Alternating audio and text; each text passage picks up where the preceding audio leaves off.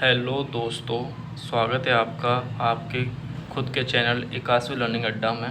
तो आज हम सीखने जा रहे हैं कंपटीशन मैथ का पहला चैप्टर प्रतिशतता, इंग्लिश में हम बोलते हैं परसेंटेज। तो परसेंटेज चैप्टर स्टार्ट करने से पहले हमें कुछ फ्रैक्शंस के परसेंटेज याद रहने चाहिए, मतलब फ्रैक्शन से परसेंटेज में और परसेंटेज से फ्रैक्शन में। तो जैसे कि हम कुछ याद करेंगे, तो जैसे कि हम जानते हैं 1 जो होता है अपने आप में 100% होता है, और 1/2 जो होता है 50%, 1/3 33 सही, 1/3%। ये सारे याद करने जो मैं आपको बता रहा हूँ।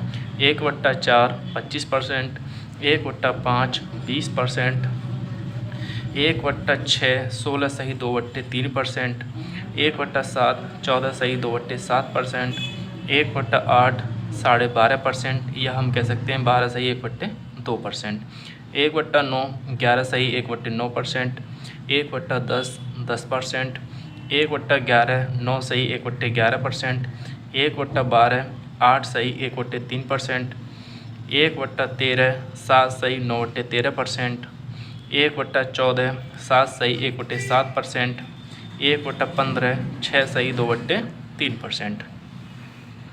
आगे देखते हैं हम।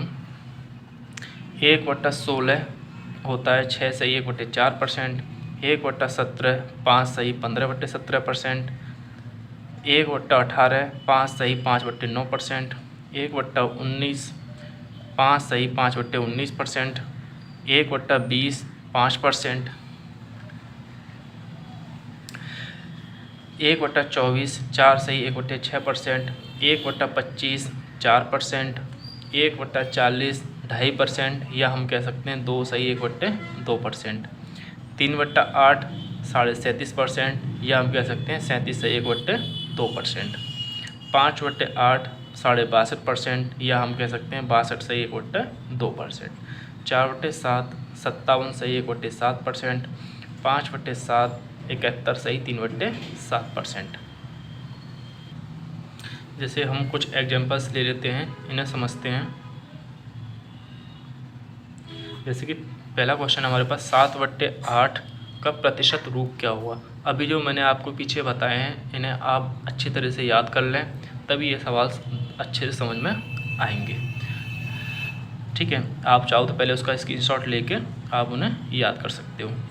ठीक है दोस्तों, तो देखिए, तो सबसे पहले हम देखते हैं कि 7/8 का प्रतिशत रूप क्या होगा, इसे कैसे निकाला जाए। तो सबसे पहले देखिए 7/8। तो आप ये देखिए कि हमें ये पता है, क्या हम इसे ऐसे नहीं लिख सकते, 7 × 1/8 लिखा जा सकता है ना। और हमने अभी पीछे भी पढ़ा है कि जो 1/8 होता है वो कितना होता है, 12.5% होता है। कितना होता है, 12.5%। तो 7 का इसमें गुणा करेंगे तो कितना होता है, 7 का 12 में करेंगे 12 7 84, और 7 का 1 में करेंगे कितना हो जाएगा, 7/2 इतना हो जाएगा ना। पर यहाँ पर क्या है, अंश हर से ज़्यादा हो रहा है, पर ऐसे नहीं होना चाहिए क्योंकि ये उचित नहीं है। तो हम क्या करेंगे, सबसे पहले 2 का 7 में भाग देंगे, कितनी बार जाएगा, 3 बार। तो 3 को इसमें ऐड कर देंगे, कितना हो जाएगा 87, और यहाँ पे 1 बच जाएगा, वो यहाँ पर आ जाएगा, और ये हो जाएगा आपका आंसर। और देखते हैं जैसे 5/9 का प्रतिशत रूप क्या होगा। तो देखते हैं, हमने 5/9 लिया, तो हम 5/9 को क्या हम ऐसे लिख सकते हैं, 5 × 1/9 लिखा जा सकता है। अभी हमने पीछे पढ़ा है, आप अच्छे से याद कर लेना। 1/9 जो होता है वो 11 सही 1/9% होता है। तो इसे क्या मैं ऐसे लिख सकता हूँ, 5 का 11 में गुणा करूँगा तो 55 हो जाएगा, 5 का 1 में करूँगा 5 हो जाएगा, 55 सही 5/9%। ठीक है दोस्तों, तो अब हम कुछ सवालों को ले लेते हैं कि देखिए कि अगर किसी संख्या का 11 सही 1/9% इसी संख्या में जोड़ दिया जाए तो 900 बनता है, वास्तविक संख्या क्या होगी। तो सबसे पहले देखो कि कोई संख्या है, उसी का 11 सही 1/9% इसी में जोड़ा जाना है तो 900 बन जाता है। तो सबसे पहले हम ये देखते हैं 11 सही 1/9% को हम नॉर्मल क्या लिख सकते हैं, इसे 1/9 लिख सकते हैं ना। ठीक है, तो अब हम यहाँ पर देखिए कि कह रहा है इसी संख्या में जोड़ दिया जाए। तो सबसे पहले हम क्या समझेंगे कि अगर मान लो जो संख्या पहले वाली संख्या वास्तविक संख्या वो 9 है, ठीक है, और जो जोड़ा जाने वाला होता है वो ऊपर वाला होता है, तो ये क्या किया जा रहा है, प्लस किया जा रहा है। तो अगर वास्तविक संख्या 9 है, 1 प्लस किया जा रहा है, तो ये अगर वास्तविक संख्या है 1 प्लस किया जा रहा है तो कितना हो जाएगी, 10। कितनी बन जाएगी, 10। तो ये कह रहा है बढ़ने के बाद कितनी हो जाती, जोड़ने के बाद कितनी हो जाती है, 900 हो जाती है। इसका मतलब 10 बराबर कितना है, 900 के, ठीक है। तो इसका मतलब हम 10 से 900 में भाग देंगे, कितनी बार जाएगा, 90 बार। तो इसका मतलब अब वास्तविक संख्या कितनी हो जाएगी, कि वास्तविक संख्या हमने क्या मानी है, 9 मानी है, तो 9 में भी कितने से गुणा करना पड़ेगा, 90 से करना पड़ेगा। कितना हो जाएगा, 810।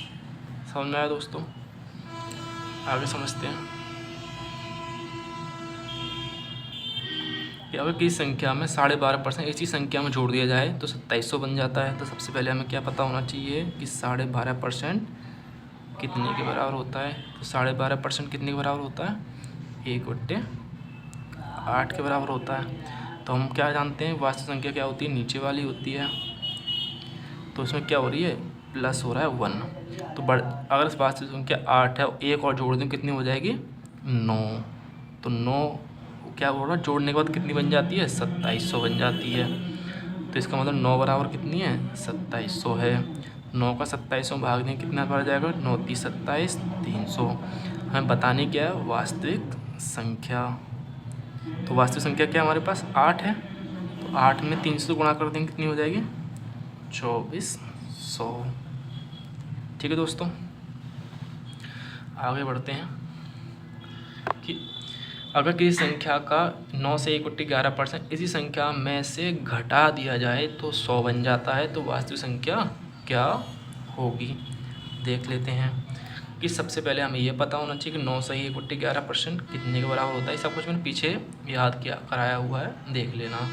तो 9 से 1/11 जो होता है वो 1/11 के बराबर होता है। ठीक है दोस्तों, तो अब हम क्या, अब बढ़ाने के लिए तो प्लस करेंगे, घटाने के लिए हम माइनस करेंगे। तो वास्तविक संख्या क्या होगी हमारी, 11। ये क्या है, वास्तविक संख्या। बोल क्या रहा है, मतलब इसी संख्या में घटाने के बाद कितनी बन जाती है, 100 बन जाती है। इसका मतलब 11 में से 1 घटाएंगे तो कितना बचेगा, 10। और ये कितना बन जाता है, 10 कितने बराबर, मतलब 100 के बराबर है। तो 10 गुणा, मतलब 10 100 का कितना गुना है, 10 गुना है। और 10 का 10 गुना कितना है, 100 है। ठीक है, तो इसका मतलब वास्तविक संख्या कितनी हो जाएगी, वास्तविक संख्या हमारी कितनी हो जाएगी, वास्तविक संख्या 11 है, 11 में 10 से गुणा कर देंगे तो कितनी हो जाएगी, 110। ठीक है दोस्तों, आगे देखते हैं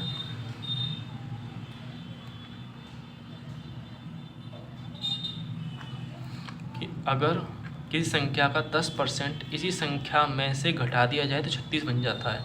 वास्तविक संख्या क्या होगी, तो हम जानते हैं 10% का मतलब क्या होता है, 1/10।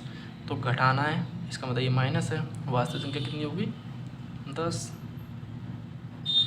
तो 10 में से 1 घटाएं कितना बचेगा, 9। तो ये बोल रहा कितनी बन जाती है, 36 बन जाती है। तो 9 कितने बराबर, 36 के। तो 9 का कितना गुना 36 होता है, 4 गुना। ये कहाँ से निकल के आता है, इसका इसमें भाग देने के बाद। तो 9 का 36 भाग दिया, 4 आया। हमें बतानी क्या है, वास्तविक संख्या। वास्तविक संख्या क्या है हमारी, 10 है। तो 10 में भी 4 से गुणा करेंगे, कितना हो जाएगा, 40। ठीक है दोस्तों, आगे देखते हैं। अगर किसी संख्या में 64 जोड़ दिया जाए तो संख्या का 157 सही 1/7% बन जाता है। वास्तविक संख्या ज्ञात कीजिए। अगर किसी संख्या में 64 जोड़ दिया जाए तो संख्या कितना बन जाता है, इतना बन जाता है। सबसे पहले देखिए 157 सही 1/7% होता कितने के बराबर है। तो सबसे पहले अगर आपको याद आ रहा हो, इसको 1 को छोड़ दें तो 57 से 1/7 कितने के बराबर होता है, कितने के बराबर होता है, 4/7 के बराबर होता है। तो 4/7 के बराबर होता है। जिसके मैं ऐसे लिख सकता हूँ, तो 1 सही 4/7। समझ में आया, आगे बढ़ते हैं। तो इसे क्या मैं ऐसे लिख सकता हूँ, 7 × 7 7 4 11/7। ठीक है दोस्तों, आगे बढ़ते हैं। तो अब यहाँ पर ध्यान देने वाली बात है कि अगर नीचे वाली वास्तविक संख्या होती है, ये वो संख्या जो वृद्धि होने के बाद आई है। समझ में आई, मतलब जोड़ने के बाद की वाली संख्या, जोड़ने के बाद वाली बात जो आई है, ठीक है। तो अब ये देखो 7 में कितना जोड़ा गया है, 7 में कितना जोड़ा गया, तो हमें पता है कितना जोड़ा गया है, 4 जोड़ा गया है। तो इसने बोला कितना है, 64 जोड़ा गया, इसका 4 64 के बराबर किया हमने, तो 4 का 64 में भाग में कितनी बार जाएगा, 16 बार। तो वास्तविक संख्या क्या हो जाएगी, वास्तविक संख्या हमने क्या मानी है, 7। तो 7 का 16 में गुणा करेंगे कितना हो जाएगा, 112। ठीक है दोस्तों। किसी सामान की कीमत में 8.1/3% की वृद्धि होने की वजह से किसी प्रकार की खपत 10% घट जाती है, तो खर्चे में कितने प्रतिशत बदलाव होगा, देखते हैं। सबसे पहले देखिए, एक छोटा सा फॉर्मूला हमें याद होना चाहिए कि कीमत गुणा खपत बराबर खर्च। तो सबसे पहले क्या है कि 8 से 1/3% की वृद्धि होने की वजह से, तो हमें पहले ये पता होना चाहिए 8 से 1/3 कितने के बराबर होता है। तो आप पीछे देखेंगे तो ये जो होता है वो 1/12 के बराबर होता है, ठीक है, 1/12 के बराबर होता है। यहाँ पर लिख के बता दें 1/12 के बराबर होता है। और 10% जो होता है कितने बराबर होता है, 1/10 के बराबर होता है। ठीक है दोस्तों, तो ये क्या बढ़ोतरी हो रही है और इसमें क्या कमी हो रही है, ठीक, खपत में कमी हो रही है और कीमत में बढ़ोतरी होता है। पहले 12 था, कितना था पहले 12 था, बढ़कर कितना हो गया 13। खपत में क्या हो, पहले 10 थी, घटकर कितनी हो गई 9। सबसे पहले खर्च निकालेंगे, इन दोनों का क्या करेंगे, गुणा करेंगे, 12 120, 13 का 9 में गुणा करेंगे, 13 9 में 117। ये पहले थी, ये बाद में हुई। ठीक है दोस्तों, अब देखते हैं कि अब कह रहा है कि खर्च में कितना % बदलाव होगा। तो पहले इतना खर्च था, अब इतना है, कितने का बदलाव हो रहा है, 3 की कमी आ रही है, ठीक है, 3 की कमी आ रही है, ठीक है। क्या हो रहा है, 3 कम हो रहा है। 3 किस पर कम हो रहा है, 120 पर कम हो रहा है। तो खर्च में क्या आ रही है, कमी आ रही है, बदलाव कुछ भी कह लो, एक ही बात है, मतलब बदलाव क्या होगा, कमी आई है। तो खर्च में बदलाव क्या हो जाएगा, 3 120 पर निकालेंगे, ठीक है, तो गुणा 100, 3 का 120 में भाग देंगे 40, ठीक है, तो कितना आ जाएगा। इसको मत देखो, ये देखो 1/40, ऊपर एक ही तो बचा हुआ, तो 1/40, तो 1/40 किसके बराबर होता है, कितने के बराबर होता है, 2.5% के बराबर होता है। ठीक है दोस्तों, अगला सवाल देखते हैं। किसी क्रिकेट स्टेडियम की बिक्री 71 से 3/7% बढ़ जाती है और टिकट का मूल्य इतना बढ़ जाता है, तो उसके राजस्व में कितनी % बढ़ोतरी होगी, देख लेते हैं। तो सबसे पहले देखो, सेम ऊपर जैसे फॉर्मूला लगभग, इसका फॉर्मूला क्या होता है, बिक्री गुणा जो मूल्य जो हुआ है, कीमत जो हुई है, बराबर राजस्व। तो बिक्री क्या है, इतने बढ़ जाती है। तो आप अगर इस फॉर्मूले को पीछे देखोगे तो 71 से 3/7% जो होता है वो किसके बराबर होता है, ये 5/7 के बराबर होता है।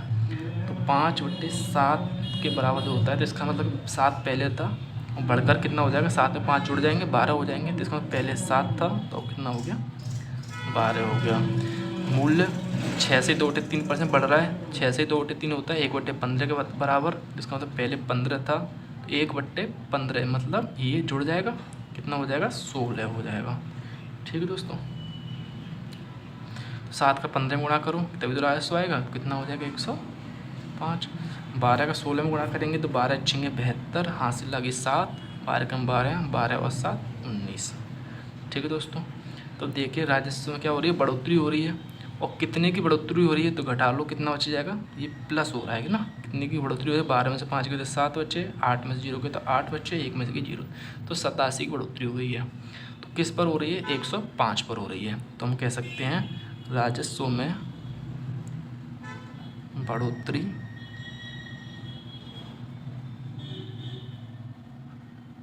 प्रतिशत कितना आया है, 87, 105 पर निकालेंगे गुणा 100। ठीक है, तो ये तो 100 छुपा रहेगा, यहाँ पर चलो छुपाने की ज़रूरत नहीं है, हम तो पहले काट लेते हैं। अगर मान लो ऐसी कोई फ्रैक्शन आती जो हमें याद होती तो इसका मतलब हम इसे भूल के इसी को ध्यान में रख के उसका डायरेक्ट आंसर दे सकते हैं। ठीक है दोस्तों, तो पहले हम थोड़ा सा काट लेते हैं। अगर 3 से काटेंगे 3 दूनी 6, 2 बचे 27, 3 नाम 27, यहाँ पे देखिए 3 3 9, 1 बचा 5 15, तो 29/35 तो कटेगा नहीं। अभी यहाँ से कट सकता है, 5 से काट लो 5 7 35, 5 से काट लो 20 बार, 20 का 29 में गुणा करेंगे 580/7, 7 से भाग दे लो 7/56, 2 बचे 7 2 14, 6 बचे 82 से 6/7%। ठीक है दोस्तों, अगला सवाल देखते हैं दोस्तों कि सबसे पहले अगर किसी वर्ग की वजह 40% बढ़ा दी जाए तो उसके क्षेत्रफल में क्या प्रभाव पड़ेगा, उसके क्षेत्रफल पर क्या प्रभाव पड़ेगा। तो सबसे पहले मैं आपको बता दूं कि वर्ग का क्षेत्रफल जो होता है वो होता है भुजा का स्क्वायर। क्या होता है? भुजा का स्क्वायर मतलब भुजा का वर्ग। तो क्या हो रहा है, वर्ग की भुजा कितनी क्या की जा रही है, 40% बढ़ाई जा रही है। ठीक है, तो भुजा इधर लिख ले रहा हूँ, भुजा इधर लिख ले रहा हूँ क्षेत्रफल।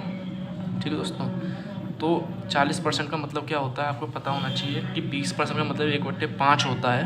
तो 40% 20 का दोगुना होता है, तो इसका मतलब 1/5 का दोगुना कितना हो जाएगा, 2/5। कितना हो जाएगा, 2/5।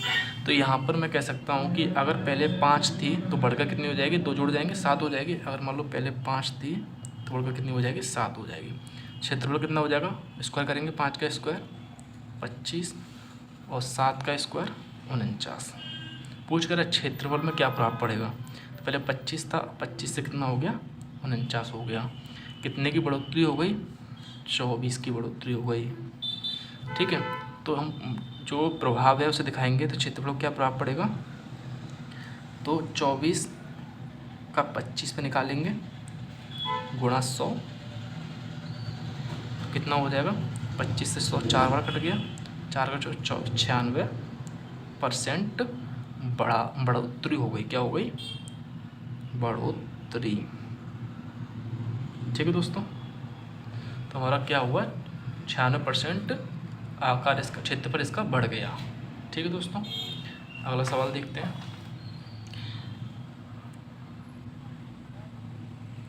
क्या है कि अगर किसी आयत की लंबाई 37.5% बढ़ा दी जाए और चौड़ाई 20% घटा दी जाए तो क्षेत्रफल क्या प्रभाव पड़ेगा।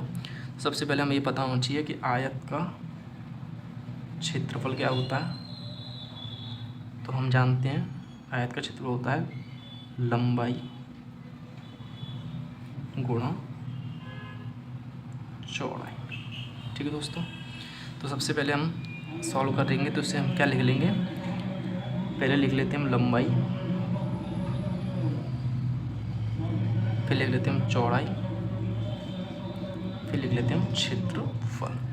तो अगर मान लो 37.5% पीछे अगर आप देखोगे तो 37.5% जो होता है वो 3/8 के बराबर होता है।